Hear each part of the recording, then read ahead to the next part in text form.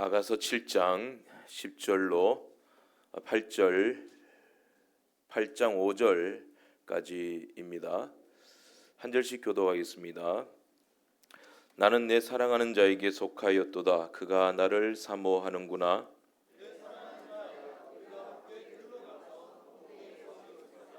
우리가 일찍이 일어나서 포도원으로 가서 포도움이 돋았는지 꽃술이 퍼졌는지 석류꽃이 피었는지 보자.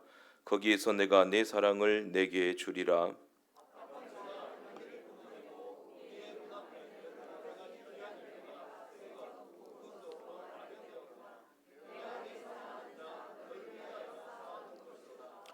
내가 내 어머니의 젖을 먹은 오라비 같았더라면 내가 밖에서 너를 만날 때에 입을 맞추어도 나를 업신여길 자가 없었을 것이라.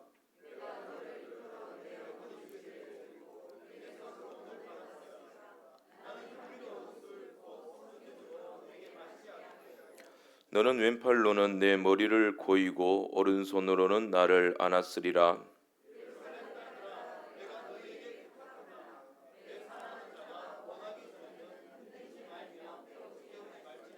함께 읽습니다. 그의 사랑하는 자를 의지하고 거친 들에서 올라오는 여자가 누구인가? 너로 말미암아 내 어머니가 고생한 곳, 너를 낳은 자가 애쓴 그곳 사과나무 아래에서 내가 너를 깨웠노라. 아멘. 하나님은 우리를 거친 들에서 피어나게 하십니다. 하나님 우리를 회복을 주실 때 호텔과 같은 배드에서 우리를 회복시키는 것이 아니라 오히려 광야로 내모시는 거예요. 거친 들에서 다시 피어나게 하신다라는 거죠. 더 강하게 하신다라는 거예요. 복음은 우리에게 늘 새로운 길을 엽니다. 복음이 복음되는 것 어디에서 증명이 될까요? 광야 외친 자의 소리가 있었습니다. 세례 요한이죠. 세례 요한이 전하는 그 복음 어디에서 증명이 되었습니까? 광야에서 증명이 되었습니다. 복음은 광야에서 거친 들에서 피어나게 되는 거죠. 우리가 예수님 사랑합니다. 그 예수님을 사랑하는 그 사랑이 어디에서 열매를 맺습니까? 광야에서 맺는 거예요. 험한 세상 속에서 피어나게 되는 거죠. 오늘 본문 8장 5절에 이런 말씀이 있습니다. 나의 사랑하는 자를 의지하고 거친 들에서 올라오는 여자가 누구인가? 거친 들에서 올라오는 여자입니다. 그 술라미 여인이죠. 술라미 여인은 자기 힘으로서는 거친 들을 감당할 수가 없어요. 거기에서 피어날 수 없고 이겨낼 수가 없는 거예요. 오직 신랑이 계속해서 고백했죠. 내 사랑하는 자야, 나의 어여쁜 자야, 나의 신부야, 나와 함께 가자. 이 사랑의 음성 때문에, 사랑의 힘으로 그 거친 들에서 사실상 신랑과 함께 올라오게 된 것이죠. 그 계달의 장박같이 시커먼 여자가 아름다운 꽃으로 피어나게 되었다라는 거죠. 17장 10절 말씀에 이런 말씀이 있습니다. 나는 내 사랑한 자에게 속하였도다. 그가 나를 사모하는구나. 사랑도 꽃처럼 피는 거예요. 사랑도 꽃처럼 그 봉우리 안에서 피어나는 거죠. 항상 사랑은 속에서 밖으로 피어나는 거예요. 씨앗도 그렇죠. 땅 속에서 피어나는 거예요. 땅이 없으면 피어날 수가 없어요. 그 안에 있어야 되는 거죠. 소속감이에요. 언젠가 그 이집트의 어떤 고고학자들이 그 미라를 발견했는데 그 미라가 한 줌의 그 흙이 아니죠. 그 미라를 쥐고 있었죠. 근데 그게 그대로 있는 거예요. 근데 그것을 땅에 심었습니다. 피어나는 거예요. 싹이 나는 거예요. 죽은 땅에 묻혀 있는 씨앗은 자라나지 않습니다. 근데 살아있는 땅에 심겨지니까 자라나는 거예요. 씨앗에는 생명이 있습니다. 근데 그 생명만으로는 안 되죠. 땅 속에 있어야 되는 겁니다. 꽃도 봉우리 안에서 있어야 되는 거죠. 꽃이 어디에서 핍니까? 봉우리에서 밖으로 피는 거죠. 신부의 정체성입니다. 정체성은 소속감이죠. 내가 어디에게 속해 있는가? 나는 누구 거냐라는 거예요. 로마서 7장에 말씀하잖아요. 우리는 사나 죽으나 누구의 것이에요? 그리스도의 것입니다. 나는 네 거라는 거예요. 나는 예수님 거라는 거예요. 내가 신랑에게 속했다. 내가 예수님께 속했다라는 거예요. 신부가 신랑에게 속해 있고 신부가 신랑이 신부를 사모하고 있어요. 신랑 거니까 신랑이 부르고 있는 거예요. 내 사랑아, 나의 사슴아, 나의 비둘기야, 나의 신부야 부르고 있다는 거죠. 예배는 그런 자리예요. 내가 예수님께 속해 있다. 주님이 나를 부르시는 그 자리예요. 기도의 자리도 마찬가지예요. 주님이 나를 기도의 자리로 부르신다라는 거예요. 헌신의 출발이죠. 복음서에 보게 되면 그 예수님이 마르다와 마리아 집에 이제 신방 가셨죠. 그때 마르다는 부엌에서 열심히 일을 했습니다. 그래서 여러 일로 분주했습니다. 그런데 마르다의 동생 마리아는 예수님 발치에 앉아서 예수님의 말씀을 듣고 있습니다. 그냥 고개 숙이고 듣지 않았겠죠. 예수님의 눈을 응시하고 그 입을 바라보면서 그 말씀을 귀담아 들었죠. 말씀 안에 있었다는 거죠. 그런데 마르다가 불평하잖아요. 마리아 일 좀 시키시라고. 가만히 앉아 있다고. 예수님이 그러잖아요. 마리아가 좀 더 좋은 편을 선택했다. 그 빼앗기겠니? 말씀의 자리 빼앗기겠니? 그 말씀이에요. 헌신도 중요하지만 헌신 전에 사랑을 알아야 되는 거죠. 말씀을 받아야 되는 거죠. 그 말씀 안에 내가 있음으로 말미암아 그 말씀이 주는 힘으로 헌신하게 된다는 거죠. 사랑 없이 말씀 없이 일을 하면요 오래가지 못해요. 에너지가 방전이 됩니다. 그래서 열심히 교회 일을 하다가 지치는 거예요. 불평이 나고 짜증 나는 거예요. 그 왜 그렇겠습니까? 내가 그 사랑 안에 있지 않았기 때문이에요. 그럴 때는요 일을 그만두고 일을 하지 않아도 교회 돌아가요. 뭐 직분 다 내려놓으라 그런 뜻이 아니고 일을 하지 않아도 내가 너무 열심히 내지 않아도 하던 대로 하면 돼요. 나는 뭐가 중요하냐면 하나님 말씀 안에 들어가야 돼요. 지칠 때 다시 말씀을 바라보고 내가 예수 안에 있습니다. 이것 잊어버리고 일만 했는 거예요. 그러니까 은사는 있는데 은혜가 없는 거예요. 말씀의 은사가 있어서 말씀을 열심히 전합니다. 계속해서 전합니다. 그런데 내 마음은 말라가는 거예요. 은혜가 없는 거. 말씀 안에 내가 있어야 된다라는 거죠. 에리 프롬의 사랑의 기술이라는 책이 있어요. 사랑에도 기술이 필요해요. 거기서 한 부분이에요. 사랑을 정원에 비유합니다. 에리 프롬이. 그 정원은 가꿔야 되잖아요. 책임을 말하는 거죠. 내가 사랑한다고 하면서 그 사람을 사랑한다고 하면서 정원에 잡초가 일어나고 뭐 이제 벌레가 갉아먹도록 그대로 내버려 두겠느냐는 거예요. 정원을 열심히 가꾼다는 거예요. 열심히 이파리도 닦고 가지치기도 한다는 거죠. 우리가 예수님을 사랑하고 하나님의 일을 한다라는 거 그게 뭘까요? 우리 자신을 먼저 가꾸어야 되는 거예요. 근데 내가 가꿀 수 있느냐? 그렇지 않아요. 내가 말씀 안으로 들어가야 되는 거죠. 말씀이 나를 가꾸고 단장시켜줘야 되는 겁니다. 신부화장은 신부가 하지 않잖아요. 신부화장 누가 합니까? 옆에서 해주는 거예요. 들러리가 해줍니까? 뭐 하여튼 해주는 거예요. 내가 하면 망쳐요. 그 거울을 보면서 옆에서 신부화장을 해줘야 되는 거죠. 신부화장을 무엇으로 해줍니까? 하나님 말씀을 해주는 거죠. 마리아처럼 발치에 앉아서 하나님 말씀을 듣는 거예요. 금성의 귀를 기울이는 거죠. 그럴 때 그 힘을 얻고 그 사랑의 힘으로 무한대로 갈 수 있는 거예요. 그게 은혜의 복음인 겁니다. 은혜로서 일하는 사람. 교회에 나가니까 봉사해야지, 때가 되었으니까 내가 사역 나가야지, 그거 아니죠. 소속감이 먼저예요. 내가 예수 안에 있습니다. 내가 말씀 안에 있습니다. 거기에서 힘이 나오고 또 지혜가 생기고 용기가 생기는 거죠. 다른 데서 용기 얻을 수 있는 근거가 없어요. 우리 어디에서 용기를 얻습니까? 여기 부자 있습니까? 죄송합니다. 부자 있습니까? 없어요. 세상은 물질에서 힘을 얻습니다. 세상은 관계에서 힘을 얻습니다. 힘 있는 사람과의 관계, 인맥에서 얻습니다. 우리는 누구에게서부터 힘을 얻습니까? 하나님을 기뻐하는 것이 우리의 힘입니다. 하나님 말씀 안에서 힘을 얻는 거죠. 예수님이 부활하신 예수님이 그 실패한 베드로에게 나타나시죠. 나타나셔서 세 번 부르시죠. 베드로야, 네가 나를 사랑하느냐? 시몬의 아들 베드로야, 네가 나를 사랑하느냐? 무슨 뜻일까요? 너 내 거 맞니? 그 말이에요. 네가 나에게 속해 있는 거 맞니? 내가 너의 주님이 맞니? 내가 너의 사랑이 맞니? 라는 거예요. 여전히 너는 내 말씀을 듣고 있니? 그 말씀이에요. 온전히 세워주잖아요. 정체성을, 그 소속을 확실히 세워줍니다. 그리고 예수님의 그 사랑의 봉우리 안에서 내 양을 먹이라 사명으로 피어나게 하신 거죠. 여러분, 예배를 왜 드리죠? 우리 주님께 속해 있다는 고백인 거죠. 예배가. 기도도 그런 겁니다. 기도도 내가 예수님 겁니다.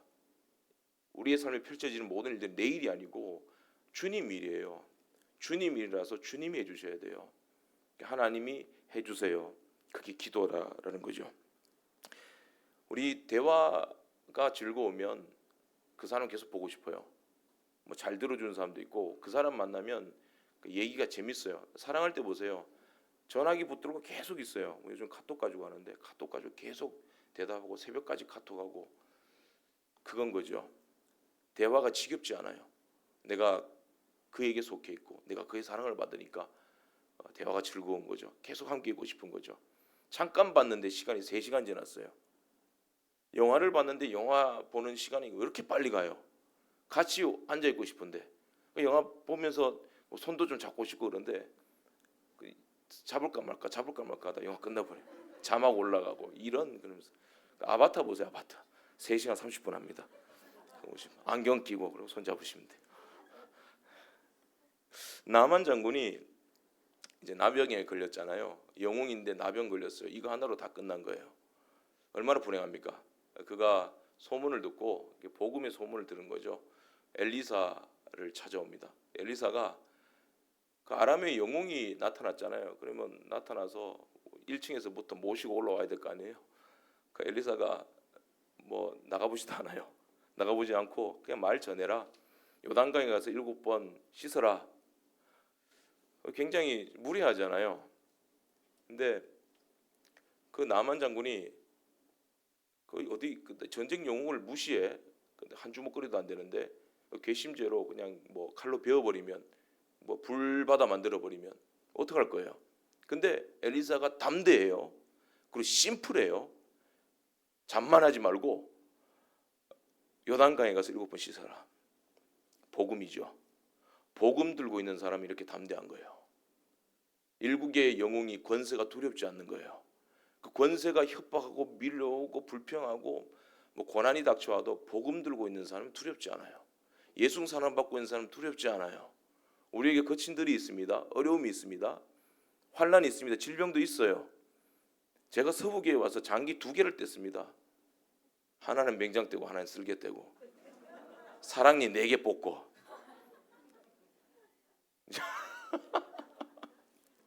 여러분 질병이 있어요. 육체 연약함이 있어요. 그럼에도 불구하고 복음 붙들고 있는 사람은 두렵지 않아요. 할렐루야. 우리 복음으로 사는 거예요. 내가 예수께 속했다는 이 기쁨으로 사는 거예요. 우리 어려움 있죠. 지금 교회도 앞으로 나아갈 길 어려움이 있고 걱정도 있죠. 복음이 있으면 두렵지 않아요. 그래서 이 복음 안에 아가서가 있는 거죠. 그리고 아가서 안에 요한복음이 있는 거죠. 너희가 내 안에 내 말이 너희 안에 있으면 무엇이든지 구하라. 그리하면 이루리라. 할렐루야. 예수님 안에 있으면 무엇이든지 기도하면 이루어지는 거예요. 기도는 열심으로 하는 게 아니라 소속감으로 하는 거예요. 예수님을 우리가 예수님 이름으로 기도하잖아요. 예수님 이름으로 기도합니다. 이 말은 예수님 안에서 기도하는 거예요. 좀 팁으로 말씀드리겠습니다만은 우리가 하나님께 기도할 때는 예수님 이름으로 기도합니다. 그러니까 성령을 의지해서 예수님 이름으로 기도합니다. 그래서 예수님 이름 의지해서 기도한다. 막 영 틀렸다 이렇게 말하고 싶지는 않은데 좀 더 정확하게 말씀드리면 하나님 아버지께 성령을 의지하여 예수님 이름으로 기도합니다. 이렇게 가야 돼요. 그래서 예수님 이름으로 기도한다 이 말은 예수님 안에서 구합니다. 그런 뜻이에요. 예수 안에 있다는 거예요. 정체성, 소속감이다라는 거죠. 내 힘으로 아무리 기도해도 소속감이 없으면 내가 예수님의 것입니다. 내 기도는 내가 의로워서가 아니라 예수님 보시고 하나님 받으십니다. 이 생각 없이 기도하면 그 기도는 헛된 기도예요. 아무리 열심히 기도해도 철야를 해도 잠시 잠깐 기도해도 나 예수님 겁니다. 예수님 이름으로 기도합니다. 이 소속감으로 기도할 때 하나님이 기뻐 받으신다라는 거죠. 기도는 복음이에요. 예수 이름으로 하는 거니까. 그래서 기도할 때 복음의 능력이 나타나요. 능력이 나타나는 거예요. 세상을 이기신 예수 그리스도 이름으로 하나님께 나가니까. 하나님 예수 아니면 안 받으니까. 우리가 예수 안에서 기도할 때 하나님 나를 예수로 보시는 거예요. 그래서 하나님이 응답하시는 거죠. 일 보다가 기도가 먼저인 거예요. 아침에 눈 뜨면 기도부터 하고 기도한다는 그 행위가 아니라 내가 예수님 안에 있습니다. 정체성 확인하는 거예요. 그리고 확신하는 거예요. 의지하는 거예요. 그리고 하루라는 일을 시작하는 거예요. 그때 하나님께서 받으시는 거죠. 이 사랑이 주는, 소속감이 주는 힘은 놀라운 거예요. 담대한 거예요. 무서운 게 없어요. 그래서 이 단지 사랑한다는 그 이유만으로 내 모든 것을 내어줍니다. 사랑 문제가 사랑 이외에 다른 문제들을 다 다루게 되는 거예요. 내가 사랑하기 때문에, 그 사랑한다는 이유 때문에 내 모든 것을 내어줍니다. 시간도 내어주고 물질도 내어주고. 뭐 윈스턴 처칠이 그런 말 하잖아요. 돈을 내가 붙들고 있으면 생존이 되지만 나누어주면 삶이 된다고. 그러니까 사랑하니까 담대해지고, 나누어줘도 나 아까운 게 없는 거예요. 하나님 또 채워주시는 거예요. 그게 삶이라는 겁니다. 천국이고. 아낌없이 자기 것을 나눠줍니다. 사랑하기 때문에. 뭐 제 아내가 인스타그램을 이렇게 보면서 뭐 훌쩍훌쩍 울어요. 그게 뭔데 봤더니 애기인데 되게 아픈 애기 있잖아요. 보니까 코에 호수를 꽂고, 그 아기인데 그 식물, 마르는 식물처럼 말라가요. 제가 보기에도 못 보겠다고 했더니 제가 보지 말자 그랬어요. 제가 보지 말자. 그러니까 그 막 울어요. 울고 보면서. 근데 그 부모님 마음이 찢어질 것 아니에요. 그죠? 부모님은 인생이 없겠습니까? 또 물질, 직장, 자기 시간, 그거 다 투자하는 거예요. 그 희박한 확률에도 희망을 거는 거예요. 그 왜 그래요? 사랑하기 때문에. 사랑하기 때문에 자기 시간, 자기 삶 다 포기하는 거예요. 이 사랑이 이렇게 위대한 거예요. 이 사랑을 이루기 위해서 내가 다른 문제까지 다 해결해야 되는 거예요. 관여해야 되는 거예요. 그 사랑하는 사람 때문에 그 가족의 어떤 취향까지, 문화까지 맞춰야 돼요. 사랑하니까. 그 윤희에게라는 그 영화가 있잖아요. 뭐 그 사랑이 아름답진 않은데 뭐 퀴어라는 얘기도 좀 있고 그런데, 거기 보면 그래요. 그 사랑이 아름다운 건 아닌데 사랑이라는 주제를 두고 말씀을 드리는 거예요. 그 사랑 때문에 윤희하고 준희입니까? 그 사랑 때문에 이제 준희가 정신병원에 감금되고 또 해외로 뭐 도피하다시피 가게 되고 뭐 그런 현상이 일어나요. 왜? 사랑 때문에. 그런 문제들 다 발생하는 거예요. 우리가 세배당 지으면서 문제가 발생하잖아요. 왜 그래요? 복음 때문이죠. 그러니까 예배당에 문제가 일어나고 사탄이 가만히 있겠습니까? 이런저런 것들 다 해결해야 되는 거예요. 사랑하기 때문에 내가 없는 거예요. 내 자신이 다 내어주게 되는 거죠. 아가서 7장 11절 오늘 본문입니다. 내 사랑하는 자야, 우리가 함께 들로 가서 동네에서 유숙하자. 술람미가 솔로몬을 초청합니다. 아가서 중반까지는 솔로몬이 그 술람미 여인을 끌고 다녔습니다. 내가 너 사랑한다고 확신 주고. 근데 이제는 신부가, 그 왕이신 솔로몬을 이제 끌고 나갑니다. 예수님을 함께 손잡고 나가요. 신부가 주도해서 어떤 사역의 현장으로 나갑니다. 그러면 신부가 예수님과 함께 사역의 현장으로 나갑시다 그럴 때 성도 한 10,000명 있는 교회 가야 될 거 아니에요. 그렇지 않을까요? 그죠? 제가 아골골짝 빈들에도 복음 들고 가오리다, 이거 아직까지 제가 잘 못 불러요. 저는 아골골짝 빈들 못 가요. 어떻게 가요 거기를? 그 계속 부르면 네 말이 내 귀에 들리는 대로 내가 너에게 시행하리라 할까봐 아골골짝 빈들은 근데 흐밍합니다. 저 사람 보내세요. 제가 좋아요. 제가. 저는 못 가요. 죄송한 말씀이죠. 아골골짝 빈들에 가겠습니까? 한 몇만 명 되는데, 아니면 여의도 순복음교회처럼 한 60만 명 되는데 그런데 가고 싶죠. 그래서 커리어를 쌓고, 그죠? 그래서 흔드는 종이 아니라 흔들림 받는 종이 되고 싶은 거죠. 이리저리서 오라고. 그런 사람 되고 싶잖아요, 우리는. 그런데 신부가 신랑을 데리고 어디로 갑니까? 오늘 말씀 보세요. 들로 초청합니다. 이런 들로 초청을 해요. 11절에 들로 초청하고 또 8장 5절에 보면 거친 들로 나가요. 그 들로 초청해서 7장 11절에서 13절 말씀이 이렇게 나와요.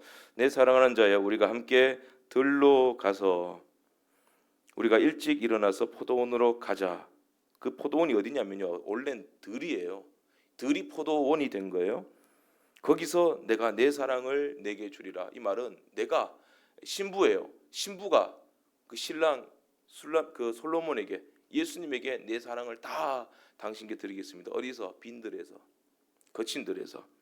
이 구절은 호세아 2장 14절에서 15절 말씀에도 똑같이 나와요. 호세아 2장 14절 15절. 그러므로 보라, 내가 그를 타일러 거친 들로 데리고 가서 말로 위로하고 거기서 비로소 그의 포도원을 그에게 주고 아골 골짜기로 소망의 문을 삼아 주리니 그가 거기서 응대하기를 어렸을 때와 애굽 땅에서 올라오던 날과 같이 하리라. 여기 거친 들이 나오고 아골 골짜기가 나와요. 의미상으로 같다고 보시면 돼요. 거친 들이 아골 골짜기예요. 거친 들 아골 골짜기로 너를 데리러 가서, 아가서 7장 15절 11절과 8장 5절에 나오는 들, 거친 들, 이게 연결되는 말씀이에요. 호세아서의 거친 들 아골 골짜기, 아가서의 거친 들 연결되는 거예요. 같은 의미라 보시면 무방합니다. 그럼 이 아골 골짜기, 거친 들인 아골 골짜기가 어딘가? 이스라엘의 몰렉이라는 그 우상이 있었습니다. 그 특징이 자기 아기를 그 우상에게 바치는 거예요. 죽여가지고 바치는 거예요.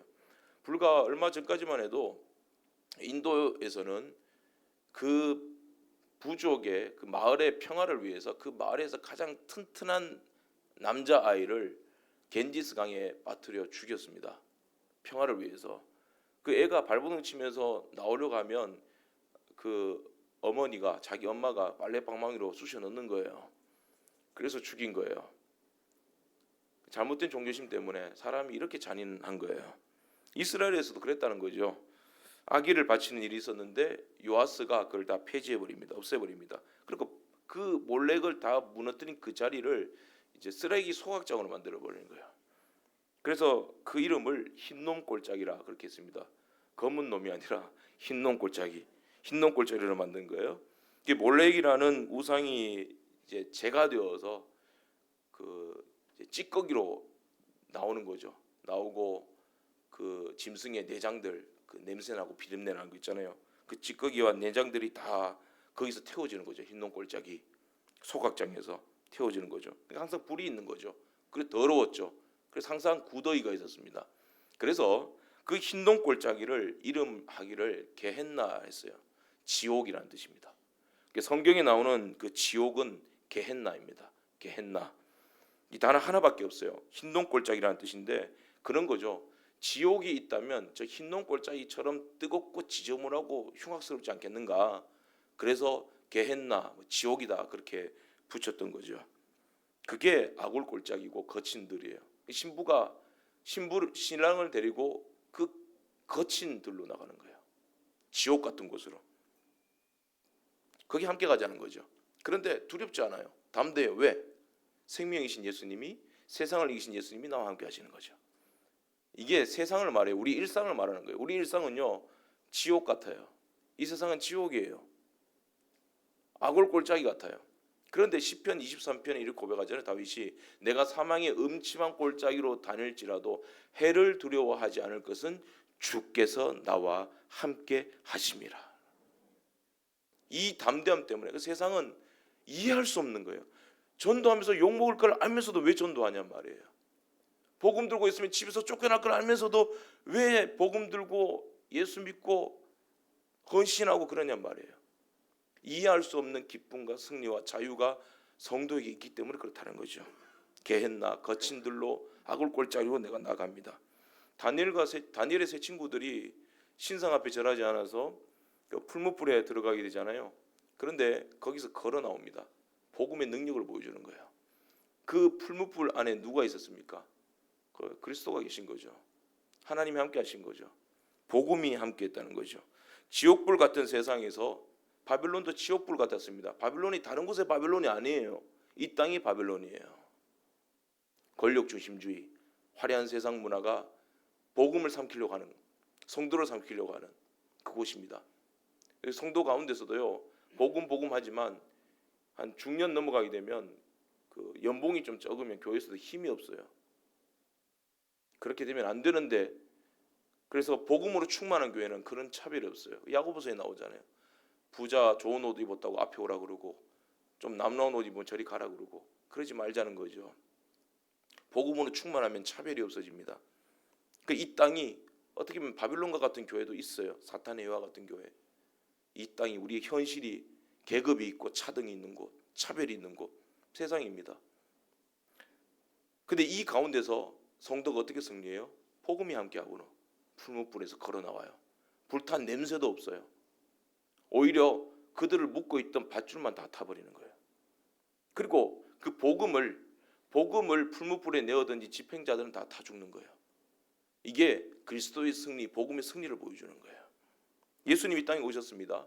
예수님은 시편 1편에는 복 있는 사람 악인의 길을 쫓지 아니하고 죄인의 길에 서지 아니하고 오만한 자의 자리에 앉지 아니합니다. 예수님은 죄인의 길에 서셨습니다. 죄인의 길을 걸어가셨습니다. 죄인의 길이 어떤 길입니까? 사망의 길이죠. 병든 길이죠. 나병이 있는 길이죠. 죽음이 있는 길이죠. 안전뱅이가 있는 길이죠. 근데 그 거친들을 예수님은 걸어가시면서 그들에게 복음을 전하고 병든 자를 고쳐주시고 안전뱅이를 이렇게 세우시고 죽은 자를 살리신 거예요. 거친들 마지막이 어디였습니까? 끝판왕 십자가잖아요. 저주의 십자가, 거친들의 십자가를 승리의 십자가, 부활의 십자가, 구원의 십자가로 바꿔주셨다는 거죠. 예수님이 걸어가심으로.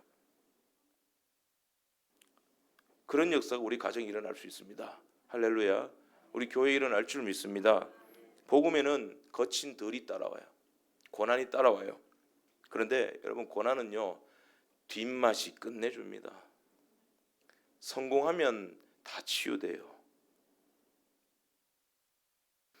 다윗 보세요. 다윗 그렇게 원망이 없어요.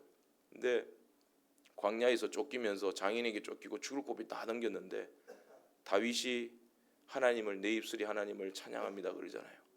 그러니까 그 고생들 다 잊어버리는 거예요. 성공이 뭐예요? 하나님의 은혜와 위로를 받으니까, 승리하니까 그동안에 아팠던 기억들 하나도 생각나지 않는 거예요. 그 거친들이 포도원으로 바뀌고 골짜기가, 그 아골 골짜기가 소망의 문, 천국 문으로 바뀐 거죠. 이 소망의 문을 붙드는 것, 이게 성도의 삶이다라는 거죠. 이 고난의 뒷맛이 참 좋아. 부활이 있어. 십자가 뒤에 부활이 있었잖아요. 좁은 길 뒤에 영광이 있었잖아요. 그래서 거친들을 신부가 주저하지 않는 거죠. 여러분, 교회에서 어려운 일을 만났을 때 하나님, 거친들을 만났습니다. 또 교회가 어려울 때는 여기가 라반의 집입니다. 그렇게 생각하십시오. 라반 집인데 하나님이 다시 이 라반의 집을 하나님 나라로 바꿔주실 줄 믿습니다. 그렇게 고백하면서 어려운 일을 맡아도 하나님 하시겠죠. 감당할 힘을 주시겠죠. 감당할 힘만 주시는 것이 아니라 넉넉히 이기게 하시겠죠. 여러분, 우리가 세상에 나가서 영향력 있는 크리스천이 되기를 원합니다. 그렇게 소극적으로 기도하실 필요가 있나요? 하나님은 창조하시고 땅을 정복하라 그랬습니다. 예수님도 땅 끝까지 이르러 내 증인이 되라 그러셨습니다. 가르쳐 지키게 하라 그랬습니다. 온 땅으로 가르쳐서. 복음으로 세상에 영향력 끼치지 말고 세상을 정복해야죠. 기경해야죠. 우리의 가정에 선한 영향력을 끼치는 것이 아니라 가정을 뒤엎어야죠. 복음으로. 그게 쉬운 일이겠습니까? 거친들을 하나님의 나라로 바꾸는 것, 옥토로 바꾸는 것, 자기 부인하고 담대함으로 나가는 것. 7장 11절 말씀에 일찍 일어나서, 이런 말씀 나오죠. 주저하지 않습니다. 일찍 일어나서 나갑니다. 샤캄이라는 말인데 자발적으로 나가는 거예요. 기쁨으로 움직이는 거예요. 주저하지 않고. 복음 안에 있는 사람은요 주저하지 않습니다. 내 안에 말씀이 있잖아요. 주저하지 않아요. 준비 안 되었는데요. 그렇지 않아요. 복음이 하는 거죠. 아브라함이 백세의 아들 얻은 아들 이삭을 모리아산에, 거친들인 모리아산에 바칠 때 그때 일찍 일어납니다. 주저하지 않아요. 죽은 가운데서 다시 살려낼 줄 믿었으니까, 복음이 함께 있으니까 하나님이 다시 되돌아오게 하신다고, 세워주신다고. 7장 12절입니다. 광야로 가자. 일찍 일어나서 광야로 가자. 내가 나의 사랑을 거기서 주겠다.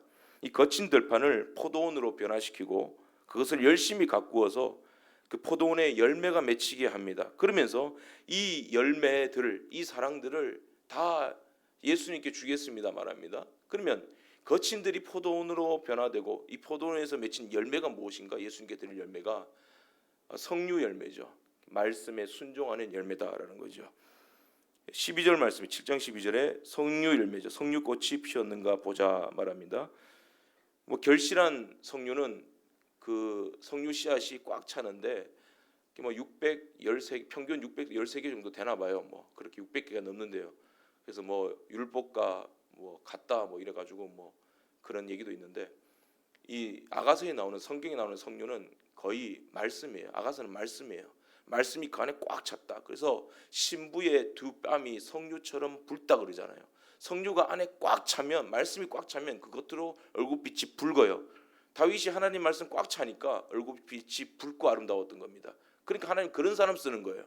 말씀이 꽉 찬 사람, 시스템이 꽉 찬 사람이 아니고 방법이 꽉 찬 사람이 아니고 말씀이 꽉 찬 사람. 그 말씀이 꽉 찼다는 건 뭐예요? 지식의 말씀도 알지만 그 말씀을 순종하는 거예요. 순종으로 꽉 찬 사람이에요. 그게 성령입니다. 내가 내 모든 말씀의 순종을 예수님께 다 드리겠습니다. 그리고 그 다음 열매는 합한채예요. 13절에 합한채 나오죠. 합한채는 가지만한 크기의 그 다년생 초본입니다. 향기로운 열매를 맺고 오렌지색을 띠는데 이 합한이란 말은 기쁨을 함께한다 그런 뜻인데 남녀가 한 이불에서 즐기는 것을 의미한다 뭐 그런 거예요. 그래서 그 당시에는 그 심리적인 어떤 상징물이죠. 마취제 그리고 흥분제 역할을 해요. 그래서 이것을 가지고 있으면 이걸 뭐 먹는지 모르겠는데 그걸 가지고 임신한다 그렇게 사용했던 거죠. 그래서 신랑한테 합한채를 딱 들이대면 신랑이 오늘 밤은 그렇게 그런 날이구나 이렇게 받아들이는 거죠. 성경에 합한채가 딱 두 번 나오는데 창세기 30장에 나오고 오늘 본문 아가서 7장에 나와요. 창세기 30장에 레아가 라헬에게 합한채를 팝니다. 라헬이 팔라고 그러니까 팝니다. 그리고 라헬에게서 신랑을 뺏어가요. 그러니까 뭐 의미적으로는 율법이 이제 복음을 뭐 우리를 뺏어갔다 뭐 그런 의미가 될 수도 있고 그런데 어쨌든 빼앗아가요. 그리고 이 합한채 사건 이후에 하나님의 은혜로 하나님이 라헬을 생각하신지라 그래서 탄생한 사람이 누구예요? 요셉이에요. 요셉은 예수님 모형이고 교회의 모형이라 보시면 되는 거예요. 그러니까 합한채를 가지고 애를 썼는데 합한채로 정작 합한채로 나오진 않아요. 이게 합한채가 아니라 결국엔 뭐죠? 능력, 하나님의 능력으로 하나님의 은혜로 요셉이 나와요. 사람의 힘으로는 합한채로는 예수님이 나올 수 없어요. 복음이 나올 수 없어요. 하나님의 은혜로 하나님의 능력으로 예수님이 이 땅에 오신 거죠. 성령의 능력으로. 그래서 합한채는 성령의 능력입니다. 이 합한채를 밀 거둘 때 루벤이 들에서 얻어왔다 그렇게 말합니다. 밀 거둘 때의 말은 이거 절기는 아닙니다만은 출애굽기의 그 맥추절과 이을 수도 있는 거죠. 맥추절, 오순절이죠. 오순절에 사도행전에 성령의 강림이 임하게 된 거죠. 그리고 교회가 세워지게 된 것이죠. 밀 거둘 때 성령이 임하심으로 인간의 노력의 산물인 합한채를 담보로 레아는 두 아들 더 낳았습니다. 육신의 아들들. 근데 몇 구절 뒤에 인간의 합한채가 아니라 하나님이 라헬을 생각하신지라 성령의 은혜의 성령의 능력으로 요셉이 탄생하는 거예요. 교회가 세워지게 된 거예요. 제가 지금 설교를 하잖아요. 설교 원고를 열심히 잘 준비를 해요. 그리고 이 설교 원고 준비를 잘했는 이 원고만 의지해서 되겠습니까? 아니에요. 성령을 의지해야 되는 거죠. 합한채가 아니라 하나님이 김도원 목사를 생각하신지라. 그래서 복음이 선포되도록 해주셔야 되는 거예요. 하나님 일할 때 마찬가지입니다. 가정의 문제를 해결할 때도 내가 적금을 들여놨어요. 인간적인 모든 방법 다 합한채입니다. 사람이 떡으로만 사는 것이 아니라 하나님의 말씀으로 사는 거예요. 그래서 기도해야 되는 거죠. 그러니 아가서 7장 12절 본문이죠. 포도원의 합한채는 성령으로 교회가 탄생한 것을 보여주는 거예요. 그러니까 교회를 세울 때 신부인 성도가 그렇게 라헬이 애를 낳지 못해서 힘들었던 것처럼 멸시받았던 것처럼 그렇게 고생을 하는 거예요. 우리가 교회를 짓잖아요. 새예배당을. 새예배당을 지을 때 왜 이렇게 고생을 합니까? 복음을 잉태해야 되니까. 그러니까 사람의 능력으로 되는 것 아니야. 사람의 물질로 되는 것 아니야. 시공사의 능력으로 되는 것 아니야. 합한채가 아니라 기도해야 돼 그 말씀이에요. 성령의 능력으로, 하나님의 능력으로 되는 거야. 그리고 성령 열매, 말씀의 순종함으로 되는 거야. 특세 때도 순종하는 마음으로 나오십시오. 그럴 때 하나님이 우리 교회와 가정을 세워주시는 거예요. 신부가 포도원에서 내 사랑을 신랑에게 주리라 했을 때 그 사랑은 내가 순종하고 성령의 능력으로 하나님 일합니다. 그러니까 창세기에 라헬은 합한 채를 붙잡으려고 했습니다. 그런데 아가서의 술람미는, 복음의 능력을 경험한 이 술람미는 이 풍성한 합한 채를 쌓아두고 신랑 앞에 다 내어놓는 거예요. 내가 하는 것이 아니라 성령님이 해주셔야 됩니다. 이게 이제 포도원이 되는 거죠. 1907년 여러분 잘 아시는 평양 대부흥이 일어났습니다. 근데 그 부흥도 불길은 점차 식어요. 식으니까 1909년이 되니까 심각하다. 그래서 길선주 목사님이 이래서는 안 되겠다 해서 그 박칠옥 장로님과 함께 새벽 4시 반에 새벽 기도를 시작합니다. 그게 한국교회 새벽 기도의 시초입니다. 새벽 기도만 안 만들었더라면, 그렇죠? 그렇게 시작을 해서 한 며칠 만, 일주일 만에 한 700명이 모였어요. 그러니까 부흥이 일어나게 된 거죠. 그러면서 다 전도에, 복음 전파에 헌신하게 됩니다. 평양 대부흥은 회개 운동이었고, 이때는 이제 전도 복음 운동이 일어난 거예요. 복음 운동 일어나면서 날연보를 이제 작정을 하는 거죠. 날연보란 말은 나의 날을, 내 시간들을 다 하나님께 드리겠습니다. 무엇을 위하여? 복음 전파를 위하여. 그렇게 헌신했다는 거죠. 그러면서 이제 그때 만들어진 어떤 운동이 있습니다. 100만인 구령 운동. 100만인을 예수께로, 이거예요. 우리 교회는 1만인을 예수께로 이거잖아요. 100만인을 예수께로, 전도주일 같은 거죠. 새생명 축제 같은 거. 그리고 그러면서 권찰 제도를 만들었어요. 미국 필라델피아 쪽에서 시행되던 그 제도인데, 권찰 제도를 한국 교회에 도입을 해가지고 그 성도 10명을 이제 인도하는 거예요. 그 지도하는 그 권찰인 거예요. 그래서 주일날 자기 구역에 그 성도가 하루 빠지잖아요. 그럼 당장 주일 예배 마치고 찾아가는 거예요. 그래서 다시는 결석 못하도록 그렇게 든든히 세웠다는 거죠.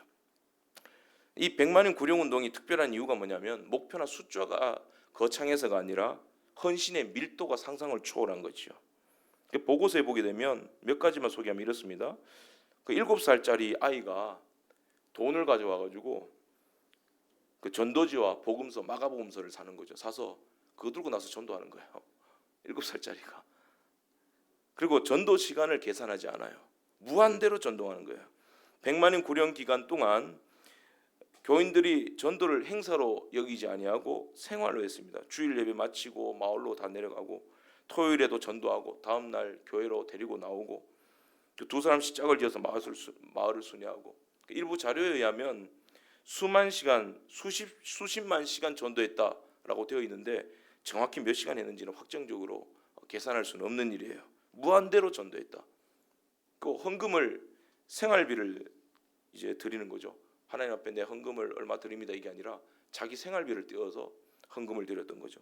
대한성서공의 기록에 따르면 1910년 한 해 동안 출판 보급된 자료가 전도지가 21만 매, 그 성경과 그 신앙 서적이 3만 4천 권, 그리고 100만인 구령 운동 관련 전도지가 318만 장이 팔렸습니다. 한 해 동안. 인쇄비가 어디에서 후원받고 스폰 받아서 한 것이 아니라 성도들의 자발적인 헌신에서 나왔어요. 당시 교인들에게 헌금은 남는 돈을 한 것이 아니라 생활비 줄여서 생활은 최소화하고 모든 것을 다 복음을 위해서 드렸다는 거죠. 다 내어주었다. 더 기가 막힌 것은 가장 놀라운 장면인데 자기 교회보다 다른 땅을 더 생각하는 거예요. 지금 교회도 아직 작습니다. 나라 형편도 최악이었습니다. 그 당시에. 그런데 한국 교회가 중국 선교를 생각하는 거예요. 선교의 꿈을 꾸겠습니다. 장로교 동로회에서 이기풍 선교사 파송하고, 그리고 감리교에서 중국 선교 결단하고, 1912년 총회 때 한국이 선교사 해외 파송을 결의합니다. 이 여유가 있어서 한 선교가 아니라 복음에 미친 거죠. 복음을 향한 사랑이 계산을 이긴 겁니다. 계산하면 이거 도저히 못하는 일이에요. 계산하면 교회 못 짓습니다. 전도 못합니다. 부흥 일어나지 않습니다. 계산을 초월하는 거예요. 하나님께 드리는 거. 그래서 한국교회가 부흥한 거죠. 세워졌죠. 그 당시에 100만인 구령 운동 기간 동안 100만인이 채워지지 않았어요. 그런데 그 100만인 구령 운동이 계속해서 일어난 거예요. 교회에서는 새생명 축제를 일어나고 매일매일 전도하고, 그렇게 한국교회가 지금 세워진 거예요.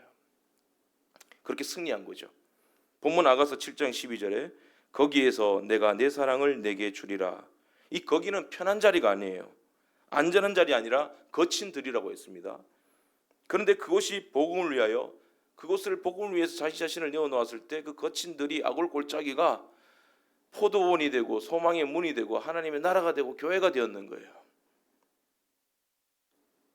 사랑을 하다 보면, 복음을 전하다 보면 고난이 있어요. 반드시 거친 들을 통과하게 되어 있습니다. 거친 들을 만납니다. 멸시를 당합니다. 가정에도 갈등이 일어나요. 가정에서 쫓김을 또 받기도 해요. 핍박이 있죠.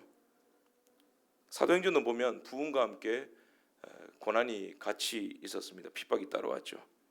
그래서 오늘 본문 8장 1절에 보면 내가 내 어머니의 젖을 먹은 오라비 같았더라면 업신여긴 자가 되지 않았을 것이다.